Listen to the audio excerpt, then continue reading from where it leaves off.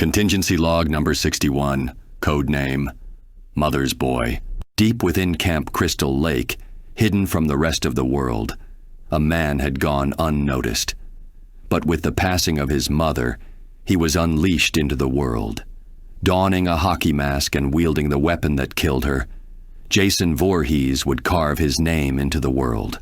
Standing at over 6 feet tall and moving at no faster than a brisk walk, one would wonder how Jason is capable of reaching his victims.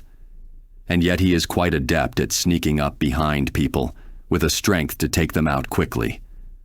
But even if one were capable of avoiding the initial attack and managed to put some distance between themselves, Jason has on multiple occasions managed to reappear beside his target without so much as making a noise. It's hard to say how. It's possible he is faster than he allowed others to see, or in a more frightening explanation, he is capable of teleportation. Some may view that as ludicrous, and if Jason had been human, I would agree.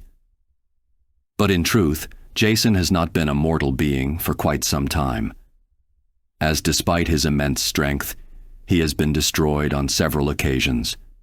In one case, being blown to pieces after being cornered by FBI agents. And yet, with every death he'd suffer, Jason would come back at some point, be it through the aid of an otherworldly being. I'll be getting to him later. Or from experimentation done in space. And sometimes he would simply crawl his way out of hell himself. His soul would never be allowed to rest, as the voice of his mother forever rings in his ear, commanding him to kill those around him. Before I get to the contingency, there is one thing I need to touch on first, and that is the fact that Jason Voorhees did not need to exist as he does today. Before he donned the mask, before his mother went on her own rampage, Jason Voorhees was just a kid. He was different. He was an outsider. And for this, he was mercilessly bullied in the very camp where he resides today. Not a single soul stood up for him. Not one other kid seeing that what they were doing was wrong. Nor a single adult who cared enough to intervene. And it would be this negligence which would lead to the incident that started this all.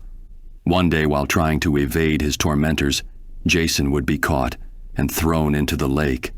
Unable to swim and with no one at his side to help him, Jason would drown that day. A pair of eyes, a voice, a phone, and 10 cents worth of compassion. That's all it would have taken. Forgive me, just needed a moment. To make an effective contingency against Jason, I need to find a permanent method to contain him. As stated, destroying him is not an option, as he will simply return at some point, making it only a temporary solution at best, though it would give me time to come up with something else in the meantime. However, there is one weakness I can exploit for containment. As I stated, Jason was once drowned in the lake.